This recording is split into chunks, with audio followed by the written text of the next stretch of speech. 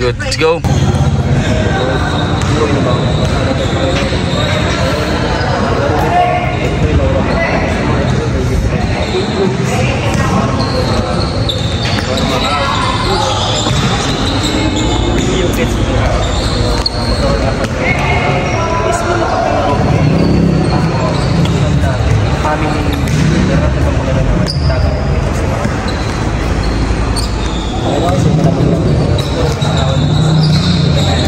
Amen.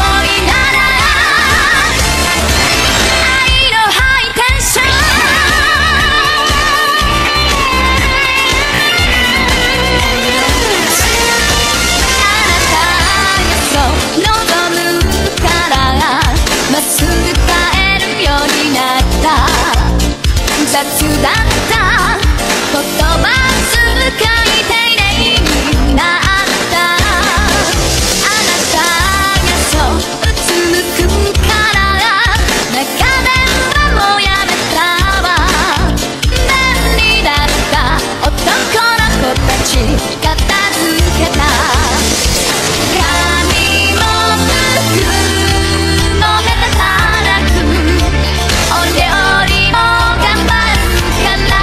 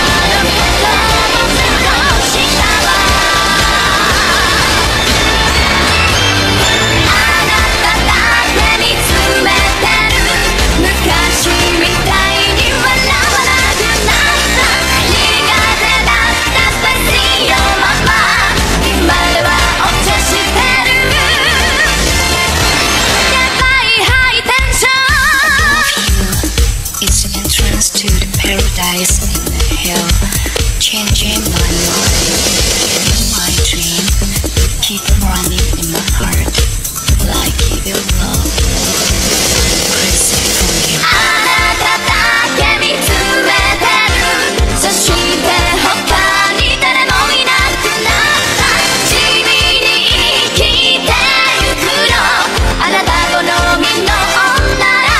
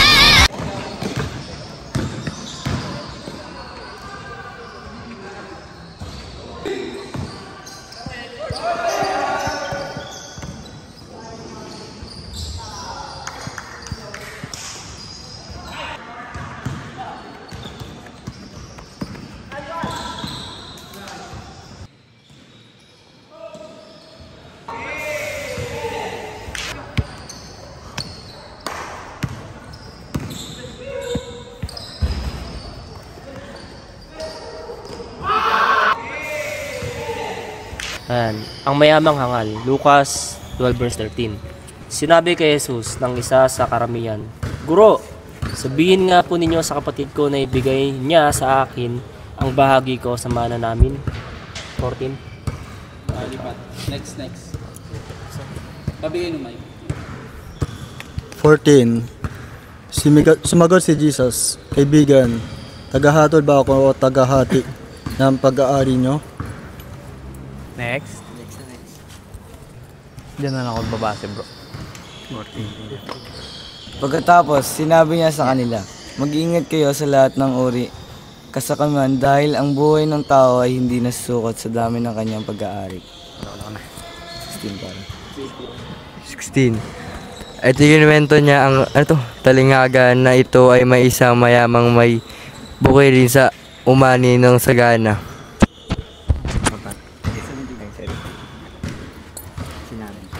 17. Sinabi niya sa kanyang sarili, ano kanya ang gagawin ko? Wala na akong mapaglagyan ng ani ko. Verse 18. Alam ko na, gigibahin ko ang bodega ko at magpapagawa ko ng mas malaki at doon ko ilalagay ang ani at mga ari-arian ko. At dahil marami na akong naipon para sa maraming taon, magpapahinga na lang ako kakain, iinom, at magpapakaligaya. Verse 20.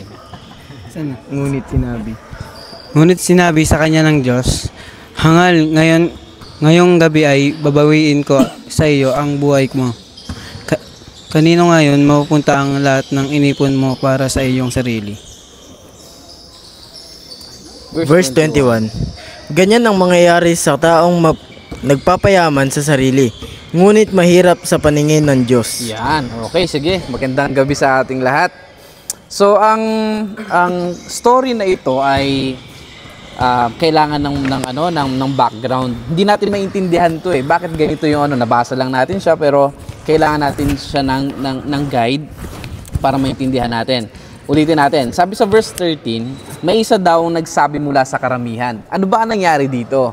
Kasi yung setup nila dito, yung mga Pharisees, alam niyo mga Pariseo? Ang Pariseo yung mga religious leader noong unang panahon. So, ang difference ng Philippines ngayon, yung batas ay nakahiwalay sa relihiyon. Sa kanila isa lang. Yung relihiyon tsaka yung state, iisa. So yung mga mataas sa kanila noong unang panahon ay yung mga Pharisees, yung mga Pariseo, yung mga Sadduceo, yung mga gumagawa ng mga nag-i-interpret ng salita ng Panginoon, tapos pinapatakbo nila yun yung ginagamit nila para patakbuhin yung bansang Israel. So ang nangyari dito, naging corrupt sila. Tapos alam nila na may dadating na Messiah, di ba? Alam niyo yung Messiah? Yung magliligtas sa ating mga kasalanan.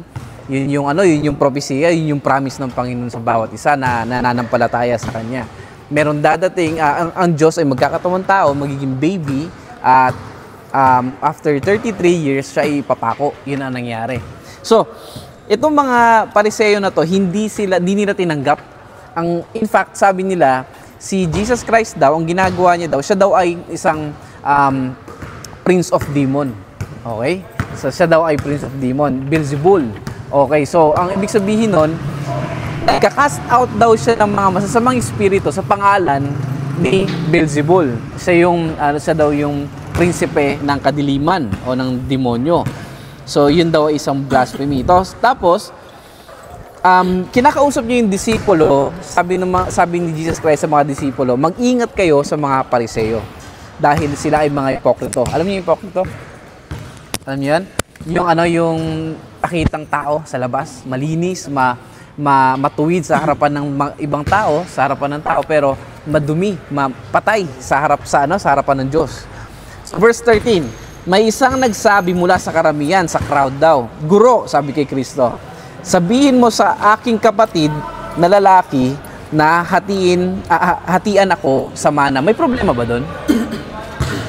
Kunwari si Aljun, tsaka kalimutan ko yung pangalan? Andre. Kuya. Okay? Kasi ang setup noong unang panahon, ang rule ng Panginoon, pag yung panganay, okay, siya yung bibigyan ng double portion o doble ng mana sa kanya mabibigay. May problema ba dun sa sinabi nung kapatid? Guro, sabihin mo sa aking kapatid na lalaki na hatian ako sa mana. So sabi sa salita ng Panginoon, pag ang panganay na lalaki, sa kanya yung double portion. Tapos yung mga sumunod na mga mas batang lalaki na kapatid, sa kanila yung onting portion lang. Okay? So, may problema ba dun sa sinabi ng kapatid? Meron na wala? Wala naman, di ba? Wala naman. Sasabihin natin sa verse 13. Kung itutuloy natin, makikita natin yung pag-expose ng Panginoong Jesucristo dun sa puso ng lalaki. Verse 14 sabi, ngunit sinabi ni Jesus sa kanya, lalaki, sino ang nagtalaga sa akin na maging tagahatol o tagahati sa inyo? Tinanong siya. Okay, tinanong ni Jesus Christ itong lalaki na ito kasi si Jesus Christ ay rabbi. Sikat si Jesus Christ, trending. Okay? Trending siya sa Israel. Nakita ng mga Pariseo na sobrang daming sumusunod sa kanya. Yun yung setup, sobrang dami, libo. Diba nagpakain si Jesus Christ ng 5,000, tapos meron pa 4,000. Okay, so ganun siya ka-trending, no? Maraming followers, no? Siguro 2.1 followers, no? Ganyan. So, kung imagine natin ganun siya. Ang nasa isip ng lalaki, papaboran ako ng Panginoon. Papaboran ako ni teacher ni Jesus Christ. At maririnig ng kuya ko at susunod siya. At hahatian ako ng mana. So, ganun yung nasa isip niya. Okay, kaya sinabi ng Panginoon, sino ako? O sino ang nagsabi sa iyo na ako yung mag-mediate sa inyo, na mag-aayos nun? Kasi nga, siya ay rabbi, siya ay teacher. Siya ay may kakayanan na ayusin yon. Pero tinanggihan niya. Ano ang meron dun sa puso? Bakit? Ano yung nasa isip ng Panginoong Jesucristo? Bakit hindi niya inayos yon? Hindi niya pinagbigyan yung request ng lalaki. Okay? So, nasaan ba tayo? Verse 14, no? 15. Sinabi niya sa kanila, tingnan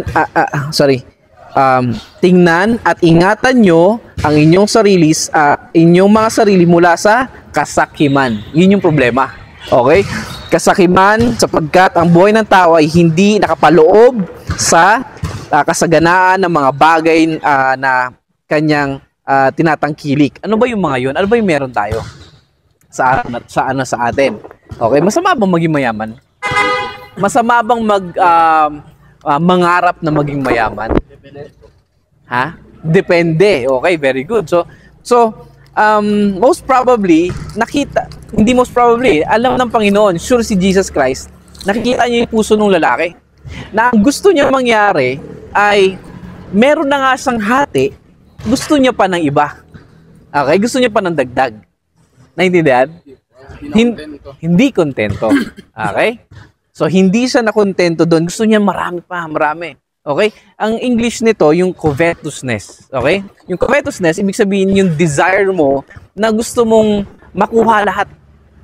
Yung covetousness, si Apostle Paul, si Apostle Paul, may sinulat siya sa Ephesians, tinabi niya yon yung covetousness doon sa homosexuality, tinabi niya doon sa pambababae, panlalaki. Okay? So, ibig sabihin, yung covetousness, mga kapatid niya yung mga yon. Okay? So, kung may pagnanasa tayo sa ibang mga babae na hindi naman, alam ko, di ba? may mga pina-follow tayo, may mga sinesearch tayo na hindi natin asawa. Okay. Nagets? So, hindi sa ko. Sige nga, palitan tayo. Galit si Mrs. Hindi. Yung sa covetousness, guys, o yung pagiging sakim sa mga bagay, ang konteksto nun, gusto nun, yung sa mga material na bagay. Okay? Pero yung lust, o yung, sorry for the word, kalibugan sa ibang, pagnanasa sa ibang kasarian o kaparehas ng kasarian, okay? LGBT, gay, lesbian, o ibang mga babae, gusto mo lahat ng babae sa'yo, yun ay lust. Okay? Yun ay pagnanasa, mali o masamang pagnanasa. So, yun ay magkakapatid. Okay? So, dito, sa konteksto dito, ito, sakim siya sa mga bagay na hindi naging sapat sa kanya. Gusto niya sa kanya lahat. Okay?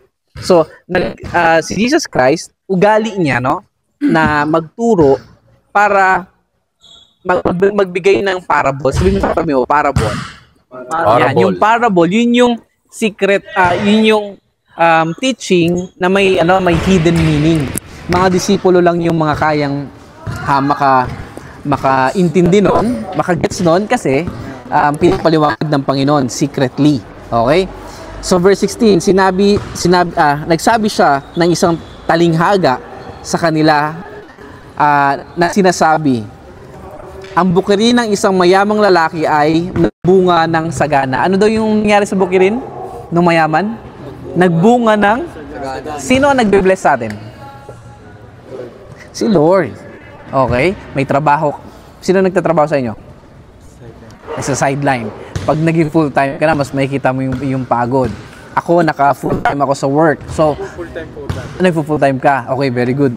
So, naramdaman mo na yung stress, ano? Ang hirap pag humawak ng tao. Okay? So, pag humawak ka na ng tao, may lahat ng asar nandun. Okay? So, binibless tayo ng Panginoon materially, no, sa mga work natin. Yung mga trabaho ng mga kamay natin, pinapalitan ng Panginoon yun ng reward. So dito, nakita natin na binibless pala ng Panginoon yung makasalanan at righteous sa material na bagay. So dito, ulitin ko, sinabi niya, yan, nagsabi siya ng isang talinghaga sa kanila na sinasabi, ang bukirin ng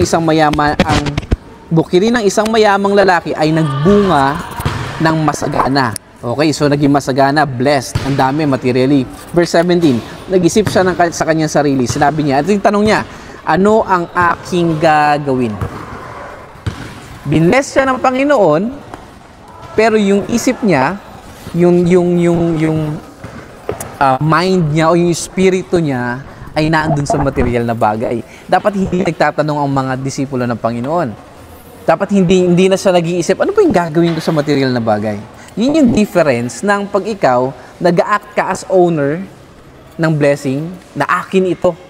Okay, yun yung difference. Pero kung sasabihin mo na yung blessing ng Panginoon, binibigyan tayo ng blessing ng Panginoon at nag-act tayo as manager, okay? Minamanage natin, pinapalago natin. Yun yung difference doon. Pag sinabi mo na akin ito, magiging sakim ka talaga. Okay, tuloy natin, mabilis na lang. Okay, nag-isip siya sa kanyang sarili, sinabi niya, ano ang aking gagawin? Wala akong pag-iimbakan ng aking ani. Ang rule ng Panginoon sa mga disipulo niya, tumulong sa mga may hirap. Okay? Pero anong ginawa niya? Sinabi niya, ganito ang aking gagawin. Ito yung naging decision niya. Ito yung nasa puso niya. Gigibain ko ang aking kamalig, yung warehouse niya. Okay? At magtatayo ng higit na malaki. Doon ko iimbak ang lahat ng aking ani at aking mga mabuting bagay. Sasabihin ko sa aking kaluluwa, marami ka ng natipong pag-aari para sa mga darating na panahon. Magpahinga ka, kumain ka, uminom ka, at magsaya ka. So yung puso niya, okay, sino nag-bless again? Sino nag-bless sa kanya? Si Lord, di ba? Lahat tayo, yun yung sino nagbe-bless. Sino nagbe-bless sa atin araw-araw. Pero siya, yung puso niya, nandun sa material na bagay. Okay? Sabi sa Matthew chapter 6, kung nasaan yung treasure mo, kung nasaan yung mga material na bagay mo, okay, nandun din yung puso mo. Ang tanong ko sa inyo, nasaan yung mga puso ninyo ngayon? Kasi possible na maging idol itong cellphone. Posible na sambahin natin to na hindi natin na nalalaman, hindi natin napapansin. Bakit? 6 hours ng FB kaya nyo. Tama? 8 hours ML. Okay? O hindi ko alam kung ano yung laro natin. Kasi ako naglalaro rin ako ng nilalaro ni Kuya eh. Ano yun? NBA. Oo, NBA. Pero tapos na lahat ng gawain ko. Walang problema doon. Kaso nga lang ang problema, pag inaagaw na yung attention natin, yung oras natin, yung effort natin, okay? Alam ko yun eh. Kasi pag pagod na tayo, hindi na tayo nakakapag-pray, gusto natin matulog. Okay? Gusto natin walang problema na magkaroon tayo ng desire na tumaas yung position natin sa trabaho kasi tumataas yung compensation. Walang problema doon. Pero ano yung purpose mo? Bakit gusto mong tumaas? Okay? Mas tataas ang sweldo. Ano ang gagawin mo doon? Tanong ng mayaman. Tumataas yung sahod mo. Anong gagawin ko? Di ba? Nag-gets natin? Dapat yung puso natin nakatuon para sa ministry ng Panginoon. Kasi alam niyo kung bakit? Hindi yun maaagaw. Hindi yun maagaw ng sino man. Kasi pag nag-i-invest tayo dito sa material na bagay, dito sa mundong ito, yung puso natin nandoon, aagawin din yun. Aagawin din yung demonyo yun. Okay? So, tapusin na natin ito. Ito yung sagot ng Panginoon. Sino yung nag-bless again? Si Jesus, si Lord. Ngunit sabi ng Diyos sa kanya, hangal. Okay, so mga hangal pala yung mga taong ganon. No, magpapakayaman, bumibili ng tao and all, di ba? So, sa gabing ito ay babawiin sa iyo ang iyong kaluluwa at kanino kaya mapupunta ang mga bagay na inihanda mo. Alam niyo si Alexander the Great, bago siya mamatay, naintindihan niya na lahat ng yaman niya dun sa mga sinakop niya, hindi niya masasama sa hukay. Okay? So kapatid, dun tayo mag-focus sa eternal. Sabihin mo sa katabi mo, eternal perspective. Eternal perspective. Yan. Yung mind natin, yung heart natin, yung strength natin, nakafocus doon sa panghabang buhay, sa eternal. Okay? Hindi dito sa temporal. Yung phone natin, pag nasira yung battery niyan, bibili ka na naman. Lahat temporary. Okay? Punta tayo, sino may jowa sa inyo? Tigil nyo na yan. Joke lang. Babae, lalaki. Ganun ba yung joke lang? Nagtanong, chinik, Kapatid, yan din. Pwede rin maging idol yan. Yung mga jowa natin. Promise. Yung matagal na ako sa ministry, anak ako ng pastor. Tumutugtog ako ng drums. Elementary pa lang ako. Tumutugtog na ako. Pero alam niyo ba yung nasa puso ko? Hindi para papurihan sa chicks. Pasikat. Ano yung nasa puso ko? Temporary. Okay? Yun yung difference. Okay?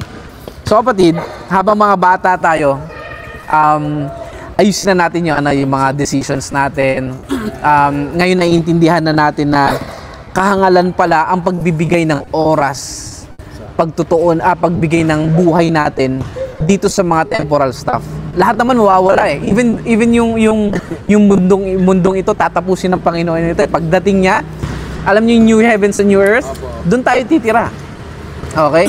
So kung yung puso natin nandito pa rin sa mundong ito, yung worry, yung anxious, yung magiging anxious, yung anxiety, ano yung gagawin ko kinabukasan, baka wala na kaming pera. Di ba? Huwag tayo mamumroblema kasi ang Panginoon ang nagbibigay sa atin. Nagpo-provide. Yung kasunod niya bro, basahin niyo yan sa bahay. Verse 21, ganito ang mangyayari sa kanya na nag-iimpok ng kayamanan para sa kanyang sarili.